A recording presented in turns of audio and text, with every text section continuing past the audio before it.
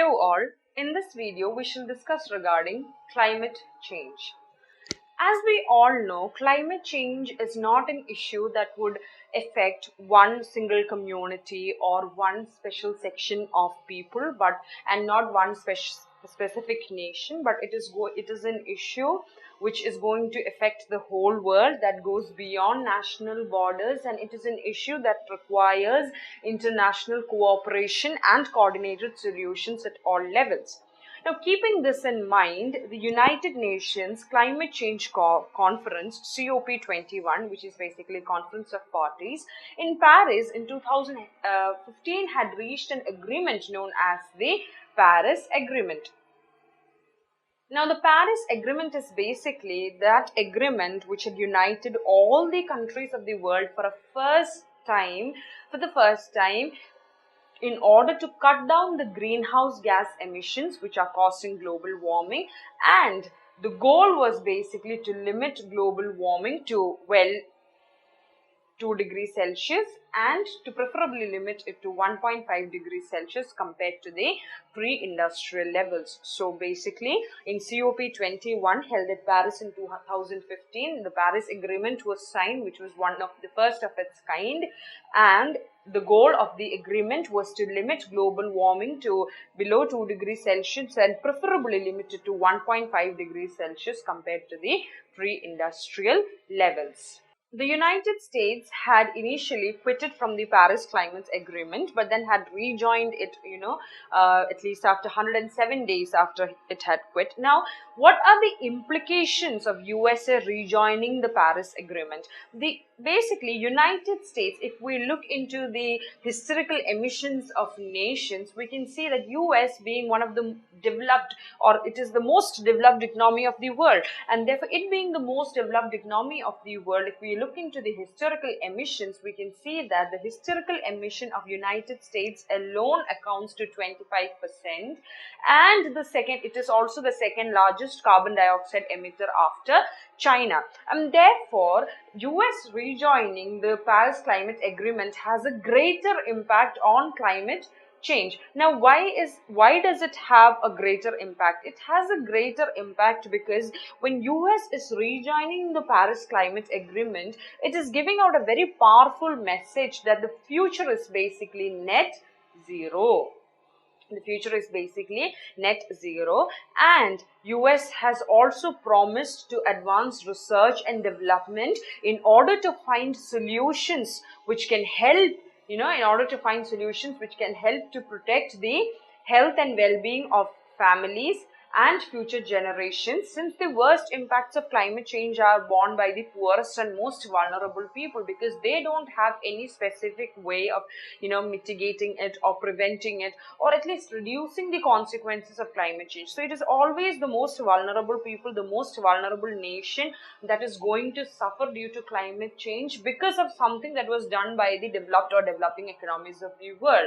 And therefore it is necessary that all the developed and the developing economies take the responsibility of reducing if not prevent, at least reduce the consequences of climate change, because also do as much as they can in terms of funding innovation, net zero emissions, and support and advance their strong support for multilateralism and accountability from other countries, because these are going to have long-term impacts. And not only that, it can also help to save people and the well-being of families in future generations, because like I said in the beginning, the consequences of climate change are going to be, borne by the poorest and the most vulnerable people.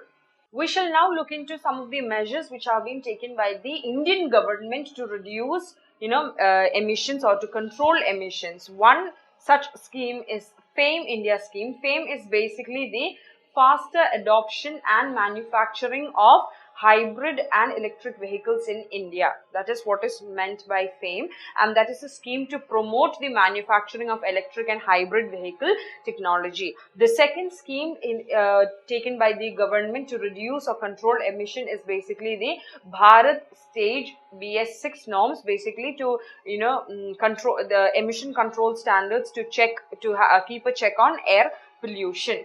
Then we have the National Solar Mission. The National Solar Mission is basically to, promote ecologically sustainable growth while addressing India's security challenge. Then we have the National Mission for Enhanced Energy Efficiency, MOP, wherein, energy consumption reduction in industries. Then we are trading in energy saving certificates. Then there are various energy incentives like lower taxes on energy efficient appliances, etc.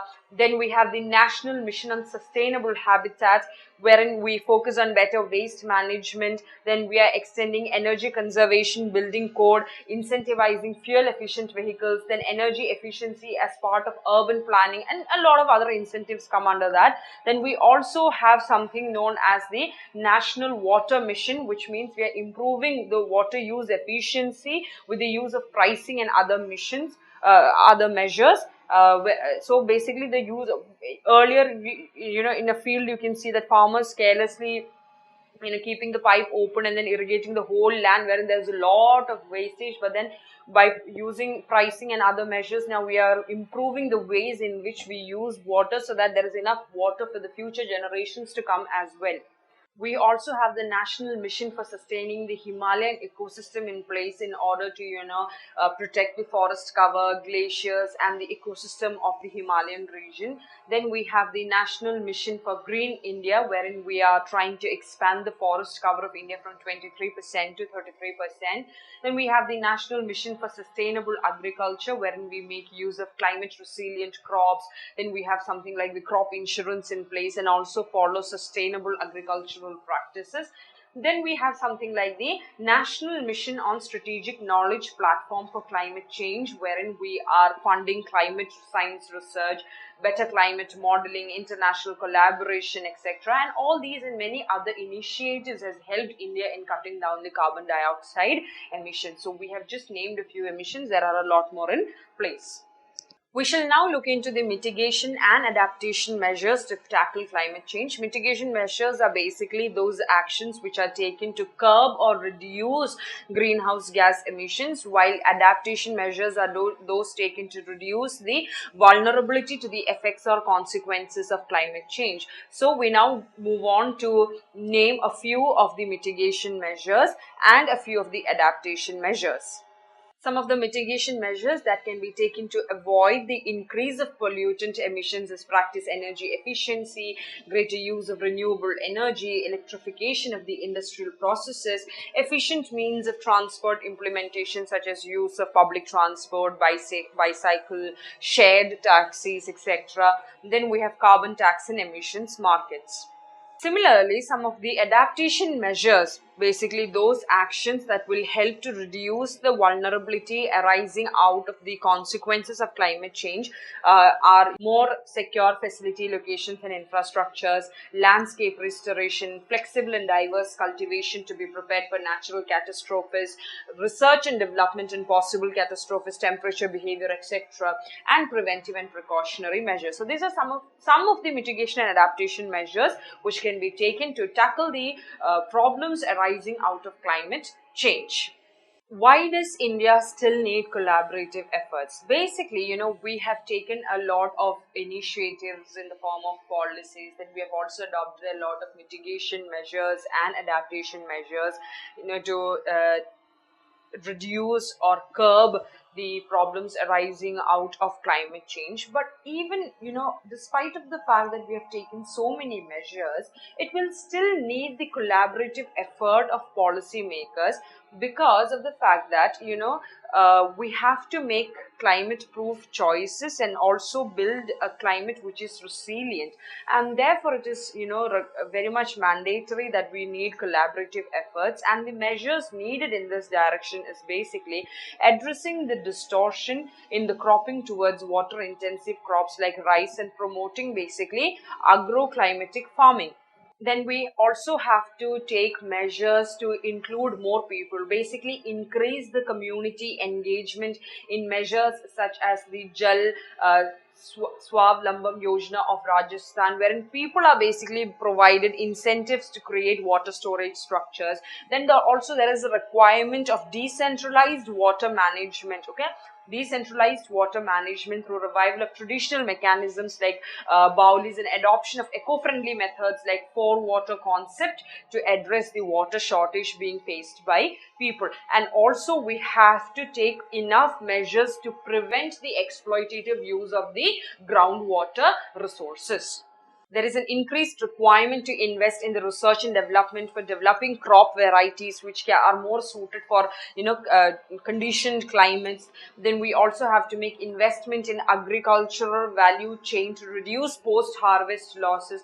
Then we also have to develop a better forecasting model wherein the weather predictions and the conditions of the soil can be predicted more in a more accurate manner. Then we also have to increase the international collaboration for finances and technology, focusing on an outcome based approach. Then there is a need for a strict enforcement of building code and expansion of rooftop solar power program. Also, there is a requirement of better urban planning focusing on waste management and public transport.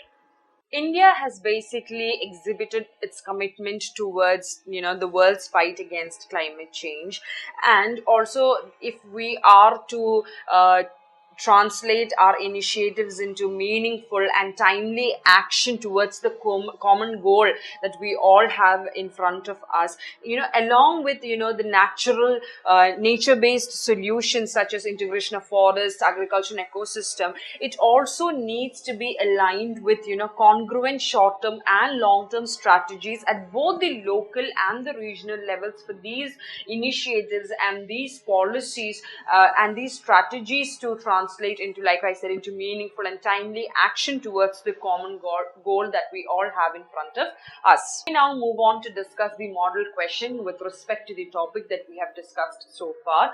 The model question for your practice is: even though India has taken many steps pertaining to climate change mitigation and adaptation measures, it will still need collaborative efforts of policymakers, industry captains, and citizens to make climate-proof choices and build climate resilience.